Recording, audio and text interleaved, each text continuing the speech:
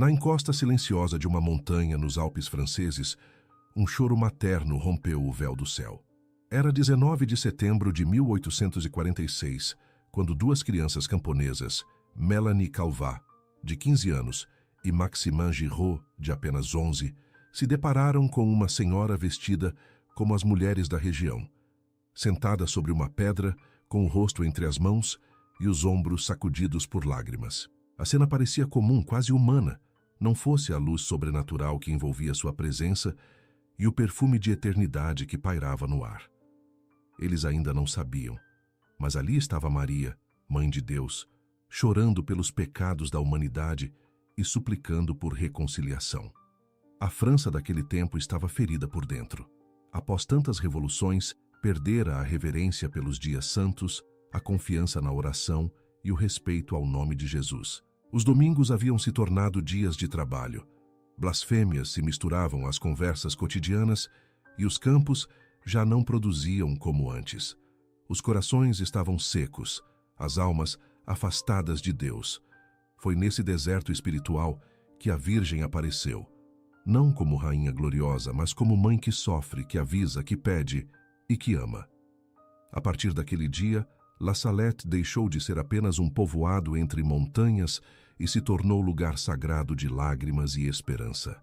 Nossa Senhora, sob o título de Reconciliadora dos Pecadores, revelou uma mensagem tão urgente quanto esquecida. Sem conversão, o mundo se afasta da graça, mas com oração, até os rochedos podem florescer. A festa litúrgica de Nossa Senhora de La Salette é celebrada todo 19 de setembro, e embora o Vaticano não tenha declarado oficialmente um patronato específico, os fiéis de todo o mundo a invocam como padroeira das almas afastadas e das famílias em desunião. Esta história que você ouvirá é mais que uma lembrança do passado. É um chamado atual, profundo e necessário. Maria não apareceu para acusar, mas para implorar. Ela chorou não por fraqueza, mas por amor. Suas palavras foram um eco da Escritura. Convertei-vos e crede no Evangelho. Marcos capítulo 1, versículo 15. E suas lágrimas, um bálsamo para corações feridos. Nesta narrativa, seguiremos os passos desses dois humildes pastores e mergulharemos no mistério daquela aparição que reacendeu a fé de uma nação e ainda hoje consola, transforma e chama cada um de nós à reconciliação com Deus. Mélanie Calvat nasceu em meio à simplicidade dos vales franceses, filha de uma família numerosa e sem posses. Desde pequena, ela conheceu o frio das montanhas, o peso do trabalho e o silêncio dos que confiam em Deus, mesmo sem entendê-lo completamente. Seus dias começavam cedo, entre afazeres humildes e a tarefa de guardar rebanhos. Ainda menina, aprendeu que a providência se revela no pão repartido, na água da fonte e na força que brota da esperança.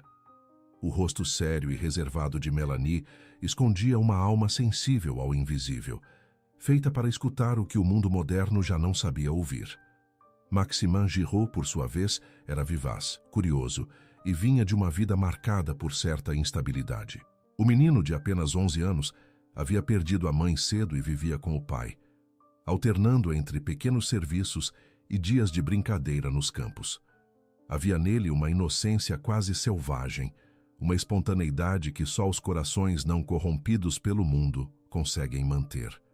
Quando foi chamado para ajudar Mélanie nos cuidados com o gado de um vizinho doente, não imaginava que aquela semana nas montanhas seria o início de sua missão eterna. Ambos não tinham estudos formais nem catequese aprofundada, mas guardavam no coração as sementes do sagrado. A fé, muitas vezes aprendida mais pelos gestos dos avós do que por palavras, morava neles, como moram as fontes escondidas sob a terra, silenciosa, mas pronta a brotar quando tocada pela graça. A dureza da vida não havia fechado seus corações. Pelo contrário, os preparava, moldando-os como vasos de barro para receberem algo do céu. O que o mundo via como insignificância, Deus via como abertura. O Senhor olha do céu para os filhos dos homens, para ver se há quem tenha entendimento, se há quem busque a Deus. Salmos capítulo 14, versículo 2. O encontro dos dois, poucos dias antes da aparição, não foi acaso. Foi como se a providência tivesse unido os fios de uma tapeçaria divina.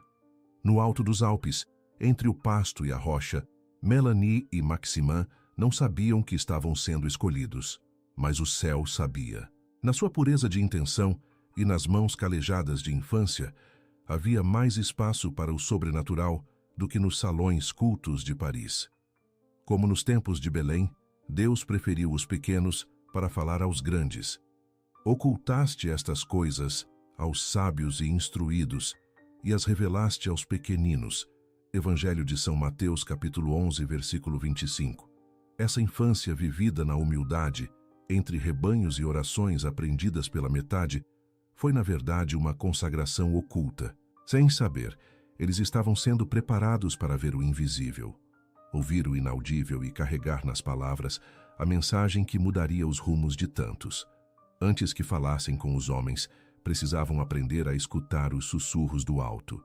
E foi ali, entre vacas, silêncio e colinas, que o céu encontrou morada. Melanie não sabia ler nem escrever, mas conhecia o som das orações murmuradas por sua mãe ao entardecer. O terço, mesmo incompleto em sua compreensão, fazia parte do seu cotidiano, como o pão repartido na mesa de madeira. Ela não decorava doutrinas, mas vivia a fé como se respira. Naturalmente, mesmo sem perceber sua profundidade. Em sua simplicidade, havia reverência. E em seu silêncio, uma disposição para ouvir as coisas do alto. Essa infância rude e sem ornamentos era, na verdade, um campo fértil, onde Deus semeava sementes de virtude. Maximin, embora mais levado, também carregava em si uma bondade espontânea. Sua fé era ingênua, como a de um menino que acredita porque viu a mãe se ajoelhar. Ele escutava as histórias de Jesus com os olhos arregalados, como quem pressente que são mais do que palavras. Seu coração, apesar das perdas, ainda era terreno virgem, não endurecido pela malícia do mundo. As montanhas em que ele corria serviam de catedral aberta para seu espírito. Ali, sem saber, já conversava com Deus ao modo das crianças, com alegria, perguntas e silêncios. O ambiente ao redor, no entanto, era de uma fé enfraquecida. Poucas famílias ainda frequentavam a missa aos domingos. Muitos trabalhavam nos dias santos como se fossem quaisquer outros, e o nome de Jesus era citado mais por hábito do que por devoção. Mesmo assim, Melanie e Maximin guardavam no íntimo uma luz acesa. Sem perceber, tornavam-se faróis em meio à escuridão. O Espírito Santo, que sopra onde quer, já os visitava na inocência de suas brincadeiras e na obediência simples aos deveres do dia. A ausência de formação religiosa sistemática poderia parecer um obstáculo, mas Deus não vê como os homens veem. A Escritura ensina: o Senhor não vê como vê o homem vê a aparência, mas o Senhor olha o coração. Primeiro livro de Samuel, capítulo 16, versículo 7. E era no coração dessas duas crianças que o céu encontrava acolhida. A catequese que lhes faltava em livros, o Senhor lhes entregava em experiências silenciosas, gestos puros e o olhar voltado para o alto. Ao longo desses dias que precederam a aparição, a natureza, a solidão e a pobreza foram suas escolas de fé. Vivendo no alto dos Alpes, aprendiam sem saber que o silêncio é um dos nomes de Deus. A vida os ensinava a confiar mesmo sem entender, a esperar mesmo sem promessas visíveis. Na dureza da terra, brotava a esperança do céu. Era o tempo da infância, mas também da preparação invisível para uma missão grandiosa. A fé deles não se expressava em discursos, mas em disponibilidade. E Deus ama encontrar corações assim, abertos, pequenos e dispostos a dizer sim. A França do século XIX, embora bela em paisagens e rica em história, sofria de uma ferida profunda, a perda do sagrado. O eco das revoluções havia silenciado os sinos das igrejas e enfraquecido a voz da fé em muitas aldeias. O povo, outrora devoto, agora se rendia aos ritmos da terra e do comércio, esquecendo o céu. Os domingos, que deveriam ser dia do Senhor, foram sendo tomados por feiras, arados e negócios. O nome de Deus, antes invocado com temor e amor, passou a ser pronunciado em vão, como se tivesse perdido o peso da eternidade. Melanie e Maximin, ainda crianças, sentiam esse vazio, embora não soubessem nomeá-lo. Escutavam blasfêmias nas estradas e viam os campos abandonarem a missa para seguir o labor. Em seus olhos, a tristeza parecia sem razão, mas seus corações pressentiam o abandono. A terra já não respondia como antes. As colheitas eram escassas, a fome se avizinhava e a natureza parecia chorar com a mesma dor que mais tarde veriam refletida no rosto de Maria. Era como se os céus se fechassem diante da indiferença do povo e o silêncio de Deus se tornasse uma espera dolorosa pela conversão dos filhos. Os padres, muitas vezes, pregavam em templos quase vazios. As crianças não aprendiam mais os mandamentos. A esperança parecia ter sido trocada por progresso, mas sem direção. Essa decadência espiritual não se media em estatísticas, mas nos gestos cotidianos, no trabalho que suprimia a oração, na ausência de confissão, na frieza diante da Eucaristia. Era a profecia de Isaías tornando-se visível. Este povo se aproxima de mim com a boca e me honra com os lábios, mas o seu coração está longe de mim.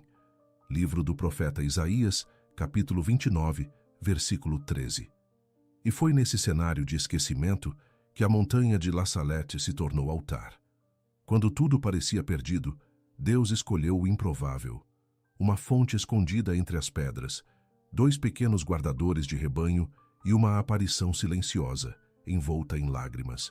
A dureza dos tempos não impediu a visita do céu, mas a tornou ainda mais urgente.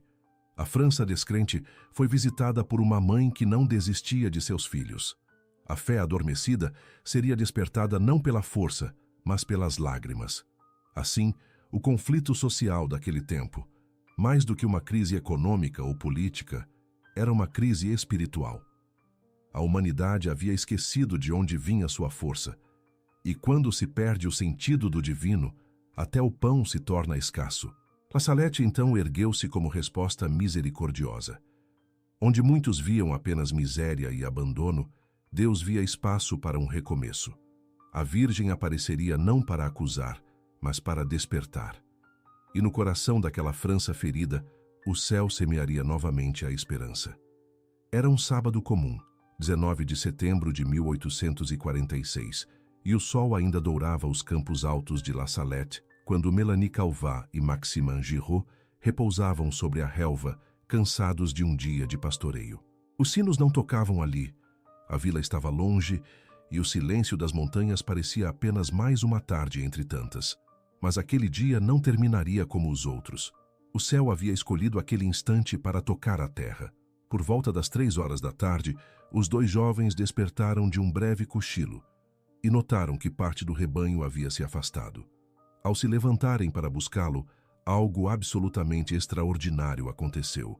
Um globo de luz, intenso como o fogo e suave como a brisa, apareceu junto a uma pequena fonte nas encostas da montanha. No interior daquela luz viva, os olhos de Melanie e Maximin distinguiram a figura de uma mulher, sentada sobre uma pedra, curvada, o rosto escondido pelas mãos, os ombros tremendo em pranto. Era uma mulher vestida como as camponesas da região, mas envolta por um esplendor que nenhum tecido poderia reproduzir. Não havia música, não havia relâmpago, não havia temor, apenas um silêncio sagrado e um coração que reconhece. É ela. A princípio, as crianças sentiram medo. Maximin chegou a segurar o cajado, como se quisesse proteger a si e a Melanie. Mas logo a senhora os chamou com ternura. Vinde, meus filhos, não tenhais medo. Sua voz era suave, clara e profunda. Era o chamado de uma mãe que não deseja assustar, mas consolar. A confiança nasceu imediatamente nos corações dos 2. Eles desceram a encosta, aproximaram-se dela e viram seu rosto banhado por lágrimas que escorriam lentamente, como rios de misericórdia. Achávamos que fosse uma mamãe que havia sido maltratada e tinha fugido para chorar na montanha, diria Melanie mais tarde. Esse olhar de criança captou o mistério que muitos adultos não enxergariam. Maria chorava pelos filhos afastados. Aquela cena rompeu o tempo. Os pastorinhos estavam ali, sim, mas seus corações haviam sido elevados a outra realidade. Havia algo de eternidade naquele encontro. Era como se o próprio Calvário estivesse diante deles, não com violência, mas com compaixão. A mesma mãe, que ficou de pé junto à cruz de Jesus, agora se sentava numa pedra, chorando pelos pecados do mundo. As lágrimas de Maria falavam mais do que 1000 sermões. Eram lágrimas que pediam volta, que clamavam por conversão, que suplicavam por oração. Convertam-se a mim de todo o coração, com jejum, com choro e com pranto. Livro do profeta Joel, capítulo 2, versículo 12. Naquele momento, Melanie e Maximin não eram mais apenas pastores. Eram testemunhas de uma visita celeste. Tinham sido chamados a olhar para o sofrimento de uma mãe que se importa, uma mãe que ainda espera, uma mãe que clama pelo retorno dos filhos que se perderam pelo caminho da indiferença. E algo dentro deles mudou para sempre. O coração de criança deu lugar a uma missão. Não precisavam entender tudo, bastava sentir e guardar. E foi o que fizeram. O encontro terminou com a promessa de um novo começo. Aquela montanha, antes silenciosa, havia se tornado santuário. Aquela juventude, antes escondida no anonimato, agora era portadora de uma luz. O pranto de Maria não ficou preso na pedra. Espalhou-se pelo mundo através da fidelidade daqueles 2 corações puros. E ainda hoje, quando o mundo parece surdo, os ecos daquela tarde continuam a chamar. Vinde, meus filhos, não tenhais medo. A senhora se ergueu lentamente, e os olhos das crianças acompanharam aquele movimento como quem vê um altar se levantar diante do mundo. Sua estatura parecia majestosa, mas sem impor medo. Sobre o peito, um crucifixo brilhava com um mistério silencioso. Pendiam dele um martelo e uma torquês. A igreja, mais tarde, compreenderia o que aquela imagem ensinava sem palavras. O martelo representava os pecados que ferem Cristo, e a torquês, os gestos de amor e oração que o consolam. Era uma catequese viva, oferecida a 2 pequeninos que mal conheciam os dogmas, mas cuja alma compreendia o essencial, que ferimos o Senhor, mas também podemos reparar. Foi então que Maria falou. Suas palavras desceram como bálsamo e advertência. Ela olhou para Melanie e Maximin com ternura, mas com a firmeza de quem carrega uma missão. Começou a revelar a causa de suas lágrimas, o afastamento do povo de Deus. Se o meu povo não quiser se submeter, sou forçada a deixar cair o braço de meu filho. É tão forte e tão pesado que não o posso mais segurar.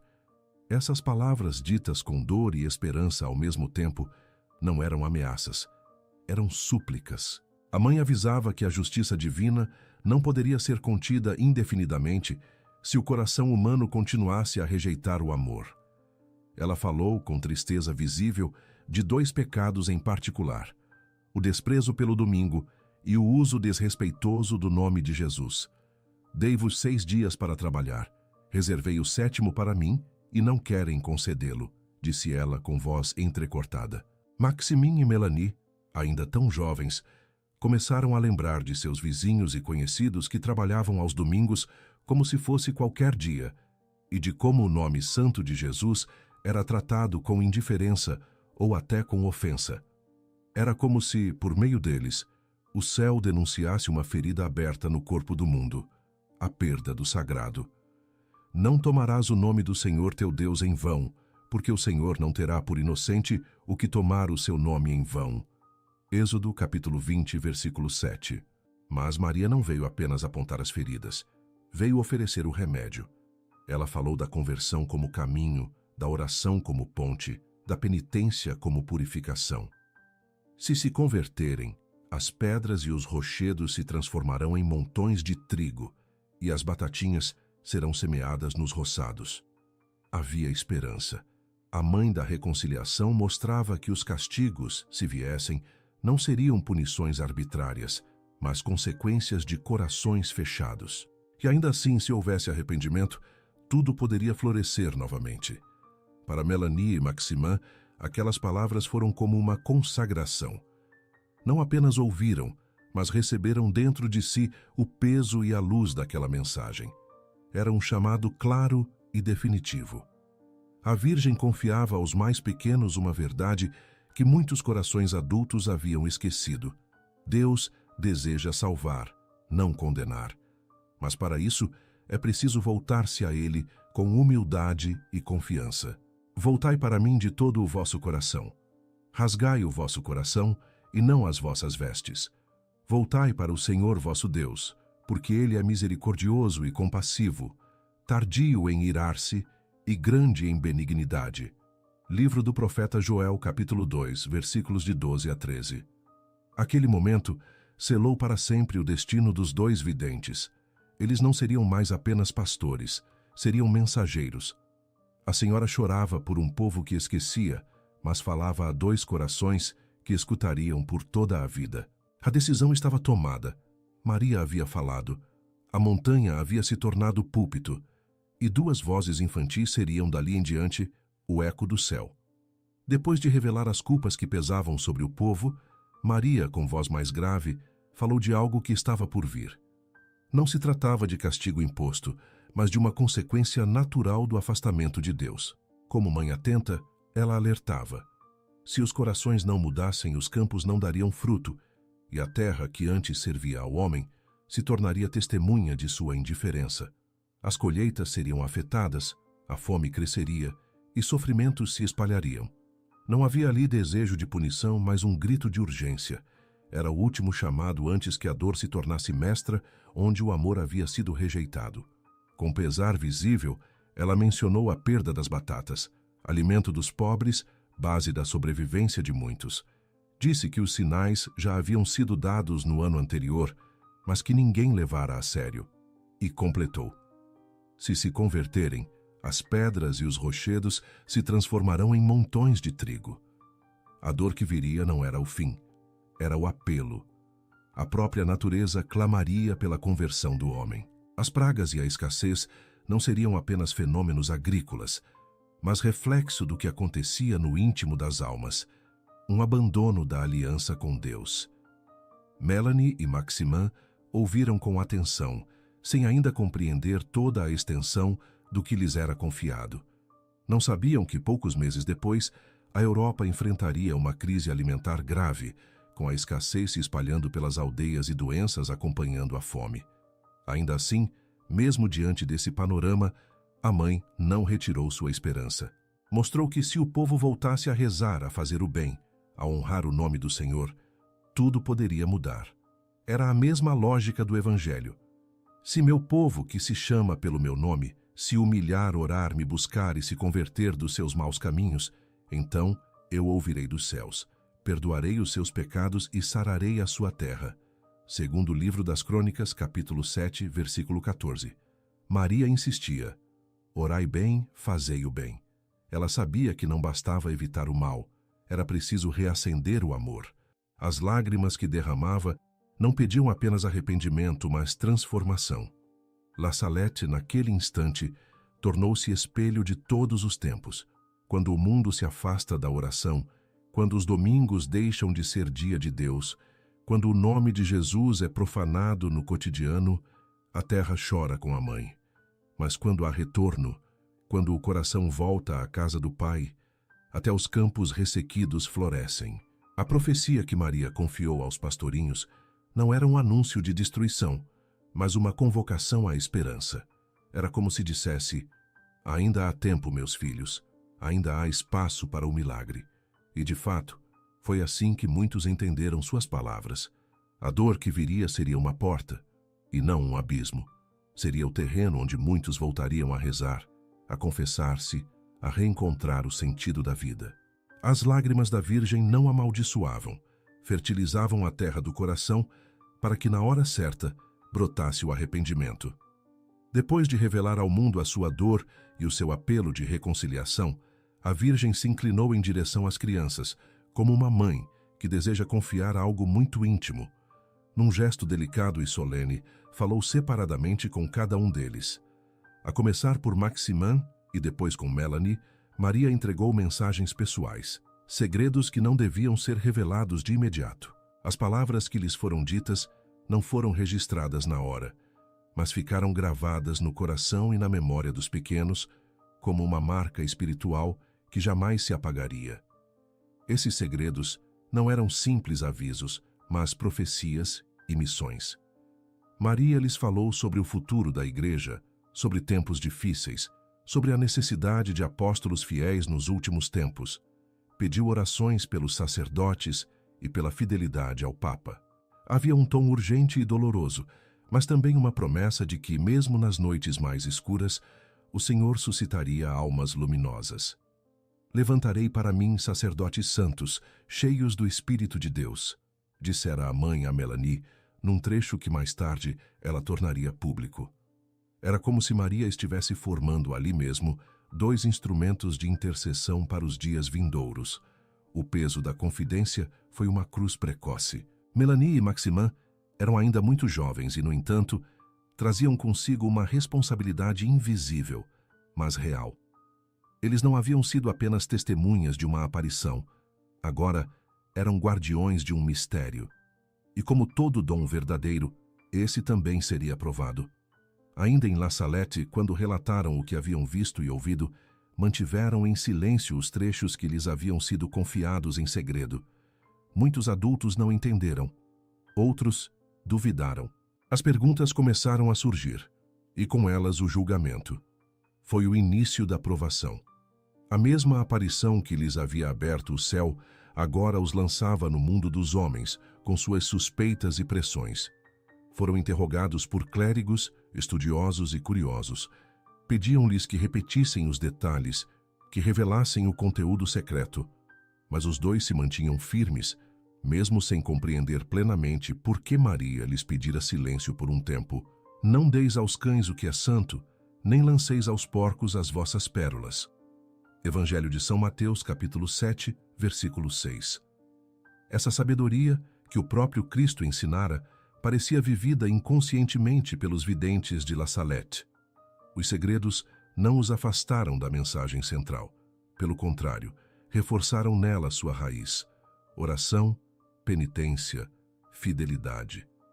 Melanie, especialmente, amadureceria uma consciência espiritual profunda a partir do que escutou da Mãe de Deus. Já se via como alguém escolhida não para ser admirada, mas para ser instrumento. O mesmo ocorria com Maximin, mesmo que de modo mais simples. Em seus silêncios e hesitações havia obediência. Com o tempo, ambos escreveram os segredos a pedido da autoridade eclesiástica. Esses documentos seriam enviados ao Papa Pio IX e permaneceriam por anos longe do conhecimento público. O mistério continuava, não como algo oculto por medo, mas guardado por respeito. A confiança de Maria, expressa naquele momento de ternura e solenidade, se tornara uma missão que moldaria suas vidas até o fim, e como todo dom recebido do céu, exigia deles vigilância e fé. Logo após a aparição de Maria em La Salette, algo discreto, mas profundamente simbólico, começou a acontecer naquele mesmo lugar. Da encosta da montanha, bem onde os pés da Virgem haviam tocado o chão, começou a brotar uma fonte de água clara, serena e contínua. Era uma nascente antiga, quase seca, que parecia ter ganhado nova vida com a visita celestial. Os moradores da região, inicialmente movidos pela curiosidade, logo perceberam que aquela água não era comum. Pessoas começaram a beber dela, a lavar o rosto, a recolhê-la com respeito. Muitos, ao voltarem para casa, relatavam melhoras físicas e paz interior que não sabiam explicar. As primeiras curas começaram a ser associadas àquela fonte. Não havia espetáculo nem exageros, apenas o testemunho sincero de quem havia sido tocado. Crianças febris se reanimavam. Adultos com dores antigas sentiam alívio. Mais impressionante ainda era o que acontecia nos corações. Muitos voltavam à confissão depois de anos afastados. O arrependimento brotava com lágrimas, não mais da Virgem, mas dos filhos que haviam se reencontrado com a misericórdia. A fonte de água se tornava, assim, sinal visível de um milagre invisível: a conversão. A montanha, antes esquecida, transformou-se em lugar de peregrinação. Camponeses vinham a pé, alguns por fé, outros apenas por esperança, mas poucos voltavam iguais. La Salette deixava de ser apenas um ponto geográfico para se tornar território de reencontro com Deus. Era como se aquela nascente, reavivada pela presença de Maria, fosse um eco da profecia de Isaías. Com alegria tirareis água das fontes da salvação. Livro do profeta Isaías, capítulo 12, versículo 3. A água não curava por si mesma, mas porque era acolhida com fé. E o que Deus toca, mesmo o mais simples, torna-se canal de graça. Os padres da região, que a princípio tinham cautela diante dos relatos das crianças, passaram a se impressionar com a profundidade das conversões. Confissões sinceras, reconciliações familiares, promessas de mudança. Maria não havia apenas chorado, havia fecundado a fé adormecida de um povo, e a fonte era agora sacramental dessa promessa. Cada balde d'água levado da montanha carregava também um convite à oração, à penitência e à fidelidade. Melanie e Maximin, ao verem aquelas filas de gente junto à fonte, não buscavam reconhecimento. Eram discretos, quase escondidos entre os peregrinos, mas sabiam, com a simplicidade que lhes era natural, que algo maior estava em curso. A mensagem da Senhora não havia terminado com sua partida. Pelo contrário, estava apenas começando a brotar como aquela água silenciosa, capaz de descer até os corações mais secos e fazer florescer o arrependimento. La Salette se tornava, então, um ponto de misericórdia num mundo sedento. Em meio à comoção popular que se espalhava por toda a França, a Igreja, com prudência materna, deu início a um processo de discernimento. O bispo de Grenoble, Dom Philibert de Bruyères, acompanhava com atenção os acontecimentos. Não se deixava levar por entusiasmos, mas tampouco ignorava os sinais que Deus parecia manifestar. Enviou comissões, ouviu os relatos de Melanie e Maximin diversas vezes, analisou os frutos espirituais e, sobretudo, procurou enxergar a coerência entre a mensagem de La Salette e o Evangelho de Jesus Cristo. Não buscava fenômenos, buscava a verdade que salva. Foram 5 anos de discernimento e oração até que, em 1851, a autoridade eclesiástica se pronunciou de forma clara. Em carta pastoral solene, Dom de Bruyères declarou que a aparição da Virgem Maria em La Salette era digna de fé. A Igreja, com sua sabedoria e serenidade, reconhecia que Maria havia, de fato, visitado aquelas montanhas para chamar seus filhos à reconciliação. Era como se o céu e a terra tivessem finalmente selado o que já havia sido escrito com lágrimas. A alegria não era barulhenta, mas profunda. A mãe tinha falado e a Igreja ouvira. Logo depois, o próprio Papa Pio IX expressou sua alegria pelo testemunho de La Salette. O pontífice, sensível à dor dos tempos e à necessidade de renovação espiritual da França, acolheu com carinho a devoção a Nossa Senhora de La Salette, reconciliadora dos pecadores. Era um título novo, mas com raízes antigas, porque, desde o início dos tempos, Maria é essa ponte entre o céu e a humanidade, intercedendo, chorando, suplicando por nós. Em La Salette, ela apenas tornou visível o que sempre faz em silêncio. Acompanha-nos com amor, mesmo quando nos afastamos. A partir dessa confirmação oficial, o santuário começou a ser construído. Subindo a montanha, os fiéis agora não apenas procuravam milagres, mas respondiam ao chamado à conversão. As confissões se multiplicavam, o silêncio se tornava oração, as lágrimas se tornavam alívio. Padres e religiosos se instalavam para acolher os peregrinos e manter viva a mensagem da Mãe. A fonte da aparição foi protegida e a montanha, antes esquecida, passou a ser lugar de visitação constante.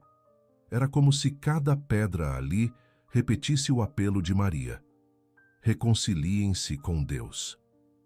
Mais do que uma aprovação canônica, o reconhecimento de La Salette foi uma luz para os tempos de trevas.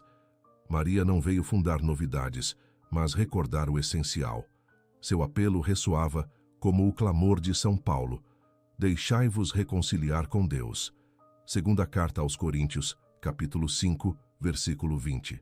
E quem se aproximava de La Salette com fé, mesmo sem entender tudo, voltava diferente.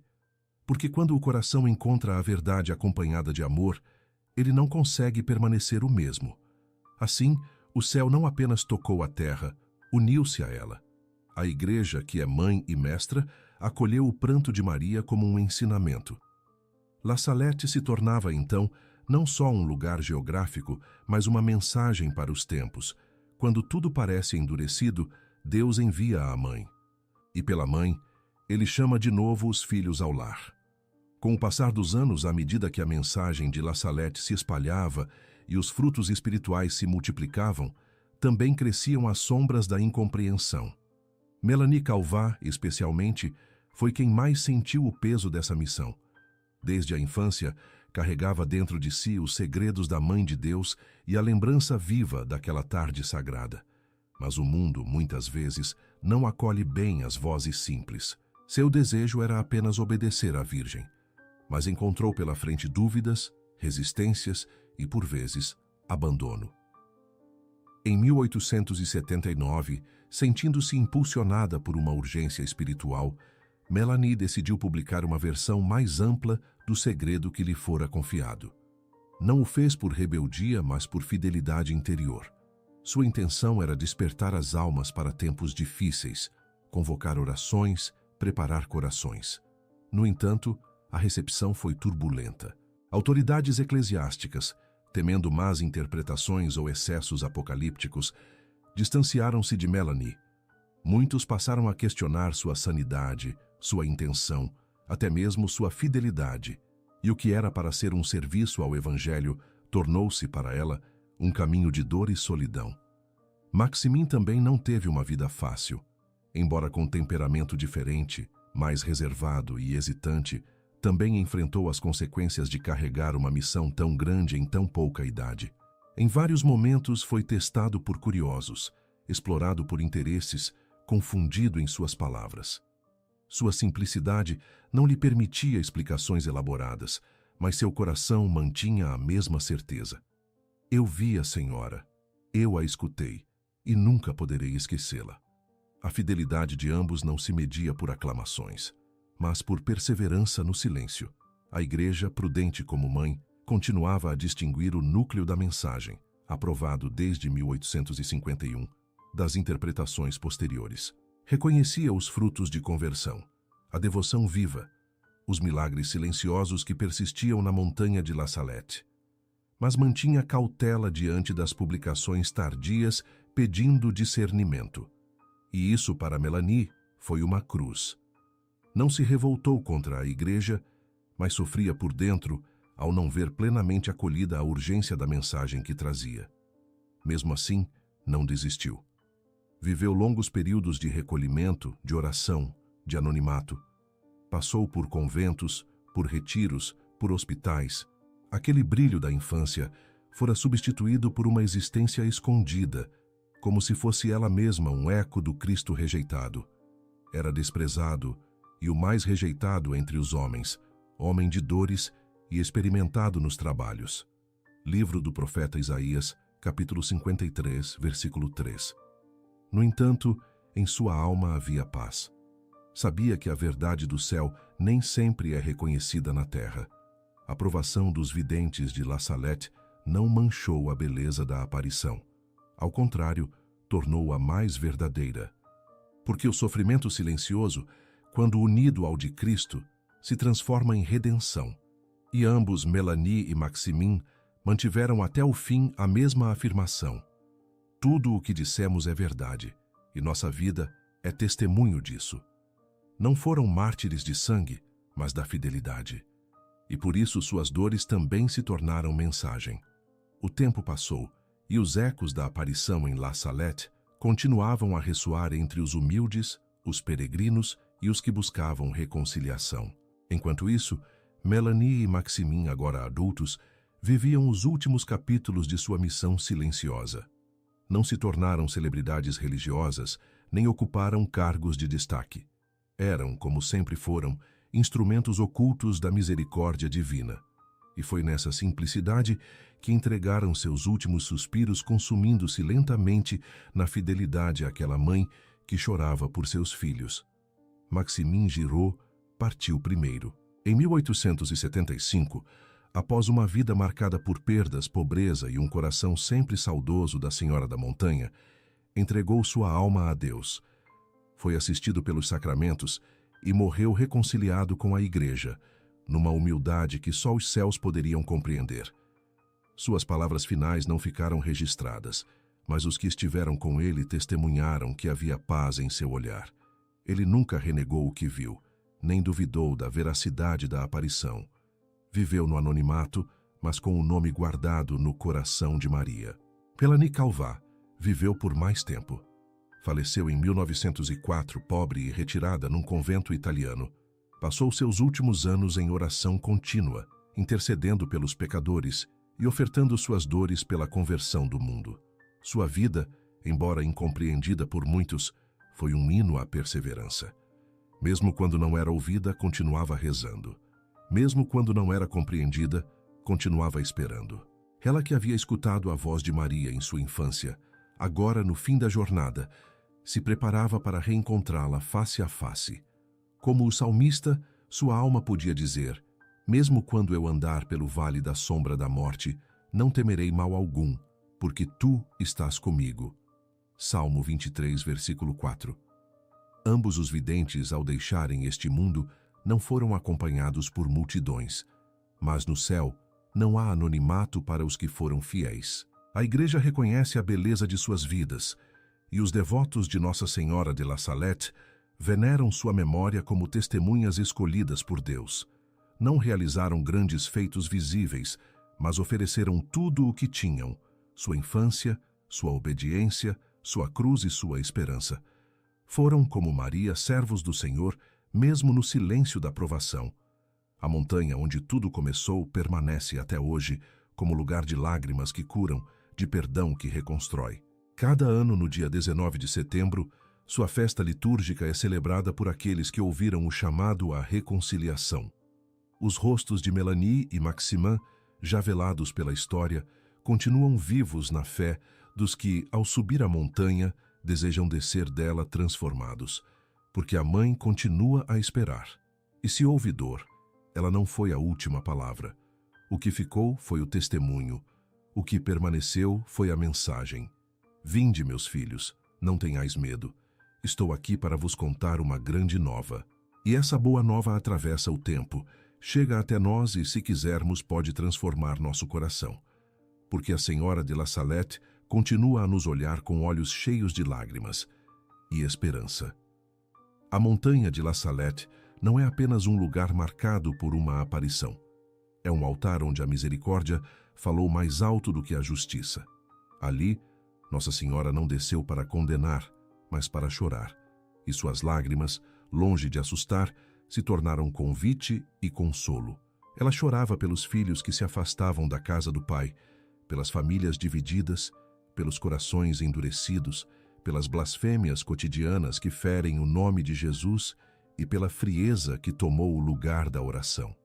Seu pranto era súplica: reconciliai-vos com Deus. É impressionante como essa mensagem continua atual. Vivemos tempos em que o sagrado é muitas vezes ignorado e os dias do Senhor esquecidos. Mas como uma mãe que não desiste de seus filhos, Maria continua a bater às portas dos corações. La Salette nos lembra que há sempre tempo de voltar, de pedir perdão, de recomeçar. A fonte que brotou naquela montanha segue correndo até hoje, símbolo da graça que nunca seca, e cada um de nós pode beber dela, não com os lábios, mas com a alma. Se você tem vivido um tempo de secura espiritual, se carrega culpas antigas, se sente distante da fé, saiba que as lágrimas da mãe não foram derramadas em vão. Ela te espera, com o mesmo olhar que entregou a Maximin e Mélanie, com a mesma voz que disse: não tenhais medo. Não importa onde você parou, nem há quanto tempo se afastou. O que importa é que Deus continua te esperando. Como está escrito: voltai para mim de todo o vosso coração, com jejum, com choro e com lamento. Livro do profeta Joel, capítulo 2, versículo 12. Nossa Senhora de La Salette, reconciliadora dos pecadores, permanece como intercessora incansável. Sua presença, ainda hoje, consola os que sofrem, chama os que se perderam e fortalece os que querem permanecer fiéis. O mundo pode até esquecer, mas o céu não se cala, E é por isso que sua mensagem, mesmo que tenha sido dita a 2 pequenos pastores nos Alpes da França, ressoa nos 4 cantos da terra. Onde houver alguém em lágrimas, ali ela está.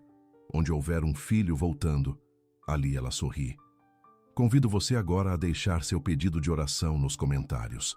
Escreva como quem entrega aos pés de Maria aquilo que pesa, aquilo que falta, aquilo que o coração já não consegue carregar sozinho. Estaremos rezando com você e por você. Que cada lágrima sua seja acolhida por essa mãe que chorou primeiro. E que, assim como em La Salette, brote em sua vida uma fonte de esperança. Se esta história tocou o seu coração, compartilhe. Talvez ela seja a resposta que alguém ao seu redor esteja esperando. Inscreva-se para continuar recebendo palavras que confortam e fortalecem. E lembre-se, quando o mundo parecer frio demais, há um lugar onde o céu chorou por amor e continua esperando por você.